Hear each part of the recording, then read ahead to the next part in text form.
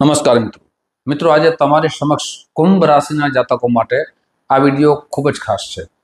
શા માટે? તો મંગળ ભગવાન છે 21 જૂનથી વૃષભ રાશિમાં આવી ચૂક્યા છે, જે શુક્રની રાશિ માનવામાં આવે છે અને તમારી રાશિ પ્રમાણે ચતુર્થ ભાવમાં છે, ચોથા ભાવમાં છે. મંગળ છે એ પરાક્રમ છે, મંગળ છે યોદ્ધા છે, મંગળ છે એટલે અળગ છે, મંગળ એટલે જમીનના કારક માનવામાં આવે છે. જમીનથી જેટલી પણ લાભ થાય છે મંગળની કૃપાથી થાય છે. પછી કંટસ્થની લાઈનમાં હોય, સાથે મંગળ લગ્નના પણ કારક માનવામાં આવે છે, મંગળ ક્રોધના કારક માનવામાં આવે છે, મંગળ સુખ સાથે વીરતા પણ આપે છે. આજે મંગળની વિશેષ ચર્ચા છે કે કુંભ રાશિના જાતકો માટે શું ફળ મળશે, મંગળની દ્રષ્ટિનું શું ફળ મળશે, આપણે કઈ વાતની સાવધાની રાખવી જોઈએ અને શું ઉપાય કરવા જોઈએ, એ વિશેષ ચર્ચા તમારે સમક્ષ મૂકવા જઈ રહ્યો છું. મિત્રો, મંગળ ચોથા ભાવમાં છે. ચોથો ભાવ છે મિલકતનો છે, માતાનો છે, સ્થાવરનો છે અને ભૌતિક સુખનો માનવામાં આવે છે. શુક્રની રાશિમાં શુક્રને પણ ભૌતિક સુખના કારક માનવામાં આવે છે. મંગળને મંગલકારી ગ્રહ માનવામાં આવે છે. ઘણી વખત આપણે સાંભળ્યું હશે કે જન્મ કુંડળીમાં મંગળ જો સારી રાશિમાં ના હોય, નીચ રાશિમાં હોય, તો આવા વ્યક્તિ જીવનમાં સામેરો મંગળ ના હોય તો ઝઘડા થઈ શકે, વિવાદ થઈ શકે. તો મિત્રો, મંગળ છે એ એના જેની જન્મ કુંડળીમાં મંગળ હોય એ કોઈ ક્રોધીની વાત નથી, પણ એના વિચાર છે થોડાક અલગ હોય છે, એટલે સામેવાળો વ્યક્તિને સમજી શકે એટલે જન્મ કુંડળીમાં મંગળ જોવામાં આવે છે. હવે આજે વિશેષ ચર્ચા છે કુંભ રાશિના જાતકો માટે. તો આપના જીવનમાં શું પરિવર્તન આવશે આ 22 દિવસમાં? સૌથી પહેલા તો પરિવર્તન આવશે, ભૌતિક સુખમાં વધારો થશે. આપ જે મિલકતની આપને વહેંચણી કરવાની છે, એટલે વેચવાની ઈચ્છા છે, એ હવે વેચાવાનો સમય આવી ગયો છે. આપણી પાસે જે મિલકત છે જેમાં ઝઘડા ચાલતા હતા, વિવાદ ચાલતા હતા, એ વિવાદ દૂર થશે, સમાધાનના રસ્તા મળશે. સાથે માતા તરફથી જે વિવાદ થતો હતો તે પણ હવે દૂર થશે. માતા પણ આપને પ્રેમ આપશે, સ્નેહ આપશે અને આપને સહયોગ કરશે. મંગળ છે એ આપના જીવનમાં ભૌતિક સુખ આપવાના છે અને મંગળની 3 દ્રષ્ટિ છે. પ્રથમ દ્રષ્ટિ પડે, ચતુર્થ દ્રષ્ટિ કહી શકાય, એ 7મા ભાવમાં પડે છે. 7મો ભાવ છે વિવાહનો છે, દાંપત્ય જીવનનો છે અને પાર્ટનરશિપનો છે, અને જે રોજ આપણે બિઝનેસ કરીએ એનો રોજિંદા જીવનનો 7મો ભાવ જોઈ શકાય છે. આપણે પતિ પત્ની વચ્ચે ઝઘડા થતા હતા, વિવાદ થતો હતો, એ વિવાદ દૂર થશે. એકબીજાને સ્નેહ મળશે, પ્રેમ મળશે, એકબીજાને સમજણ, એકબીજા પ્રત્યેની જે અસમજ ઊભી થતી હતી એ સમજણ શક્તિથી, સમાધાનના રસ્તાથી અને પ્રેમથી સમય આપશો. મંગળ છે તમારા જીવનમાં ભૌતિક સુખ તો આપશે, પણ સાથે સાથે આપના જીવનમાં વિવાહનું સુખ પણ આપશે. આ કુંભ રાશિના જાતકો માટે આ 22 દિવસમાં લગ્નના સારા પસ્તાવવાનો પણ યોગ નિર્માણ થઈ રહ્યું છે.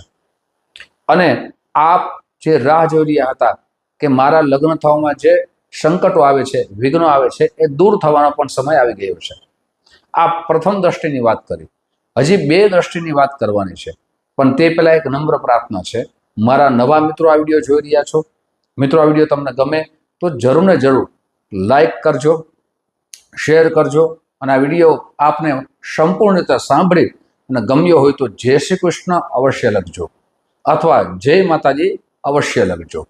મિત્રો, સાથે ફેસબુકના માધ્યમથી આ વિડીયો જોઈ રહ્યા છો તો અમારા પેજને ફોલો કરી લેજો, જેનાથી આવી સુંદર માહિતી આપને પ્રાપ્ત થતી રહે, આપના જીવનમાં પરિવર્તન આવી શકે અને આપનું જીવન ઉત્તમ બની શકે. હવે વાત કરીએ, જે ભાગીદારીમાં આપને લોસ આવતો હતો, ખોટ આવતી હતી, નફો થવો જોઈએ એ નફો થઈ શકતો ન હતો, લાભ મળવો જોઈએ એ લાભ મળી શકતો ન હતો, એ લાભો મળશે.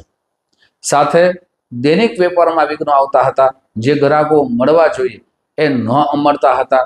આપની મહેનત ખૂબ હતી, આપ પૈસા લગાડીને મહેનત કર્યા છતાં એ પૈસાનું જે વળતર મળવું જોઈએ એ વળતર મળતું ન હતું, હવે તેમાં પણ લાભ થશે. એટલે મંગળ ભગવાન મંગલકારી બનશે. હવે વાત કરીએ બીજી દ્રષ્ટિની, તો કે એ કેરિયર ભાવમાં પડે છે, એટલે કે 7મી દ્રષ્ટિ જે દશમ ભાવમાં પડે છે, જેને કેરિયર ભાવ માનવામાં આવે છે, કર્મનો ભાવ માનવામાં આવે છે. આપ સેવાકીય પ્રવૃત્તિમાં જોડાશો, આપના મનમાં એવા વિચાર આવશે કે હું કંઈ દેશ માટે કરું, મારા રાજ્ય માટે કરું, અથવા મારા સમાજ માટે કરું, કંઈક મારે સેવાની વૃત્તિઓ વિચાર સાથે આવશે અને સેવાના કાર્યો અવશ્ય કરશો. સાથે આપણા કેરિયરમાં જે વિઘ્નો આવતા હતા એ વિઘ્નો દૂર થશે. આપને પ્રમોશન થવામાં જે વિઘ્નો આવતા હતા એ દૂર થશે. આપની મહેનત હવે રંગ લઈ આવશે. આપ મહેનત કરતા હતા પણ એનું પરિણામ આવતું નહોતું, એ પરિણામ હવે દેખાશે. સાથે આપ બિઝનેસ કરો છો, પછી વિદેશમાં હોય અથવા આપ વિદેશની અંદર કોઈ પણ પ્રકારની નોકરી કરતા હો, નોકરીમાં વિઘ્નો આવતા હતા એ દૂર થશે. એમ કહી શકાય કે આપના જીવનમાં હવે કેરિયર બાબતની ચિંતા દૂર થશે. એકાદશ ભાવમાં અષ્ટમ દ્રષ્ટિ પડશે મંગળની. એકાદશ ભાવ છે એ લાભ ભાવ છે. સાથે મોટા ભાઈનો આ ભાવ માનવામાં આવે છે, મિત્રોનો આ ભાવ માનવામાં આવે છે, યશ કીર્તિનો ભાવ માનવામાં આવે છે. આપના જીવનમાં બીજાના કાર્ય કરતા હતા છતાં યશ મળતો ન હતો, હવે યશની પ્રાપ્તિ થશે. માન સન્માનનો વધારો થશે. લાભ ભવનમાં દ્રષ્ટિ પડવાથી ધનની અભિવૃદ્ધિ થશે. મોટા ભાઈ તરફથી સહયોગ મળશે. આપના જીવનમાં બધું પરિવર્તન આવશે. પણ મિત્રો, ગોચર ગ્રહનું તો ફળ મળે, પણ સાથે સાથે જન્મ ગ્રહોનું ફળ ક્યારે મળે? ગોચર ગ્રહ સારી સ્થિતિમાં છે, પણ એ ગ્રહોનું વિશેષ ફળ જન્મ કુંડળીમાં જ્યારે મળશે, જ્યારે તમારી જન્મ કુંડળીમાં મંગળ ભગવાનની સ્થિતિ સારી હશે. ઘણી વખત અમે જે કહીએ છીએ તો ઘણા બધા વ્યક્તિ કહે છે કે અમારા જીવનમાં બનતું નથી. તો તમારા જન્મ ગ્રહો છે એ બળવાન ન હોય, અથવા જે ગ્રહ ગોચર ગ્રહ પ્રમાણે ચર્ચા કરીએ છીએ એ ગ્રહ બળવાન ના હોય તો ફળમાં કમી આવી શકે છે, એ ફળ ન પણ મળે. એટલે હું શરૂઆતથી કહું છું, વિડીયો સંપૂર્ણ રીતે જરૂર સાંભળજો. આપ અધૂરી માહિતી પ્રાપ્ત કરો અને પછી પ્રશ્ન કરો એ યોગ્ય નથી. એટલે સંપૂર્ણ માહિતી પ્રાપ્ત કરો અને પછી આપના જીવનમાં જન્મ કુંડળીનું પણ વિશ્લેષણ કરાવો કે મને આ ફળ કેમ નથી મળતું. ઘણી વખત મંગળ દૂષિત થતો હોય, મંગળ દ્વારા આ તમારા જીવનમાં મંગલકારી બનવાનું હોય, પણ મંગળ ભગવાન દૂષિત થતા હોય, રાહુ સાથે હોય, કેતુ સાથે હોય, શનિ સાથે હોય, છઠ્ઠા ભાવમાં હોય, અષ્ટમ ભાવમાં હોય, અથવા એમ કહી શકાય કે 12મા ભાવમાં હોય, અને મંગળ રાહુ જે અશુભ યોગ નિર્માણ થતું હોય તો મંગળ ફળદાયી ન બને. એટલે જન્મ કુંડળીમાં પણ મંગળ સારો હોવો જોઈએ. જેમ કે જે આપણે ચર્ચા કરી રહ્યા છીએ કુંભ રાશિના જાતકો માટે, તો મંગળ ચોથા ભાવમાં છે. હવે એની દ્રષ્ટિ પડે છે પોતાની રાશિમાં પડે છે, એ દશમ ભાવમાં પડે છે. જે પોતાની રાશિ છે વૃશ્ચિક રાશિમાં પડે છે, એટલે એના જીવનમાં પરિવર્તન આવી શકે. જો તમારી જન્મ કુંડળીમાં મંગળ મેષ રાશિમાં હોય અથવા વૃશ્ચિક રાશિમાં હોય, મકર રાશિમાં હોય, કોઈ પાપ ગ્રહોની દ્રષ્ટિ ના હોય, સાથે મંગળ ચંદ્ર સાથે હોય, ગુરુ સાથે હોય અને બંને ગ્રહો બળવાન હોય તો તમારા જીવનમાં બધી વસ્તુની પ્રાપ્તિ થઈ શકે. પણ મંગળ જ્યારે પાપ ગ્રહ સાથે હોય ત્યારે અશુભ પરિણામ પણ આવી શકે. એટલે જન્મ કુંડળીમાં જે પણ અશુભ યોગ નિર્માણ થતા હોય તેની પૂજા કરાવવી ખૂબ જરૂરી હોય છે. હવે વાત કરીએ મિત્રો, કઈ કઈ વાતની સાવધાની રાખવી જોઈએ. તો કે પહેલી સાવધાની, આપને ક્રોધથી કોઈ પણ કામ ન કરવું જોઈએ. આપ બિઝનેસ કરો છો, નોકરી કરો છો, તો એક વાતમાં ક્રોધ કરો તો આપનો બિઝનેસમાં ખોટ આવી શકે છે, આપના સંબંધો તૂટી શકે છે.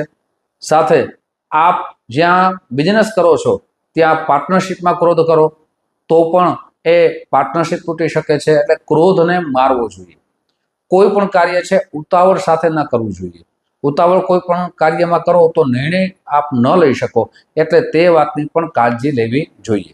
સાથે આપને જીવનમાં જે પણ વસ્તુ પ્રાપ્ત થાય મંગળની કૃપાથી, તો એનું અભિમાન ન કરવું જોઈએ.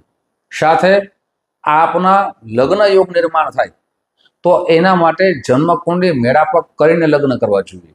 ઘણા બધા મિત્રો કહે છે કે જન્મ કુંડળીને માનતા પણ નથી, મેળાપક કરતા પણ નથી, અને પછી દુઃખ આવે છે, પછી કષ્ટ આવે છે, પછી પતિ પત્ની વચ્ચે ઝઘડા થાય છે. એટલે પહેલાથી આપણે સાવધાન કરવું છું. સાથે આપ જ્યાં રોકાણ કરો છો, પૈસાનું રોકાણ કરો છો, પૈસાની અંદર આપના વિશ્વાસુ વ્યક્તિ હોય તેની પાસે પૈસાની લેવડ દેવડ કરવી જોઈએ. ઘણી વખત લાલચમાં આવી અને પૈસાની લેવડ દેવડ કરીએ તો એ પૈસાનું નુકસાન વેઠવું જ પડે છે. એટલે તે વાતની સાવધાની રાખવી ખૂબ જરૂરી છે. હવે મિત્રો ઉપાયની વાત કરીએ, આપણે કયા ઉપાય કરવા જોઈએ? તો આપણે રાશિ અનુસાર તો સૌથી પહેલા હનુમાન ચાલીસાના પાઠ કરવા જોઈએ, સાથે શનિ ચાલીસાના પાઠ કરવા જોઈએ, અને આપની જન્મ કુંડળી બતાવી મિત્રો તમારી સમક્ષ જે શનિનું રત્ન છે એટલે કે રાશિ અનુસાર જે રત્ન છે જેને નીલમ કહેવામાં આવે છે, આ નીલમ છે એ મિત્રો આપ રાશિ અનુસાર ધારણ કરી શકો છો, પણ જન્મ કુંડળી મિત્રો ખાસ કરીને બતાવી અને પછી આ નીલમનું રત્ન ધારણ કરવું જોઈએ. ઘણી વખત નીલમનું રત્ન જ્યારે શાસ્ત્ર કહે છે, કુંડળી કહે છે ત્યારે જ પહેરવું જોઈએ, અને પંચાંગ કર્મ અવશ્ય કરાવવું જોઈએ. મિત્રો આ રત્ન છે, ઘણા બધા મિત્રો જે રત્નની ઓછી કિંમત હોય અથવા એમ કહી શકાય સાચું ન હોય આવા રત્નો ધારણ કરી લે છે, તો રત્ન પહેરતી વખતે ખાસ સાવધાની રાખવી. એની પૂજા જપ અનુષ્ઠાન કરીને જ ધારણ કરવાથી એનો લાભ મળી શકે છે. કેવલ સ્નાન માત્રથી કે દૂધના સ્નાનથી કોઈ રત્ન એનું ફળ આપી શકતો નથી. સાથે સારા વિદ્વાન બ્રાહ્મણ પાસે એનું જપ અનુષ્ઠાન કરાવવું જોઈએ. ઘણા બધા રત્નો ધારણ કરી લઈએ, ફળ ન મળે પછી એ જ્યોતિષને માનવું બંધ કરી દઈએ, પણ સાચા જ્યોતિષ આચાર્યને મળી અને જે શાસ્ત્ર કહે છે એ પ્રમાણે કરો તો તમારા જીવનમાં પરિવર્તન આવી શકે છે. હવે મિત્રો ખાસ કરીને શનિવારના દિવસે અન્નનું દાન અવશ્ય કરજો. આવી જ માહિતી તમારી સમક્ષ મૂકતો રહીશ. તમે જે પ્રેમ આપો છો એ પ્રેમ બદલ આપ સૌનો હૃદયથી ખૂબ ખૂબ આભાર વ્યક્ત કરું છું. ફરીથી મળશો. જય શ્રી કૃષ્ણ.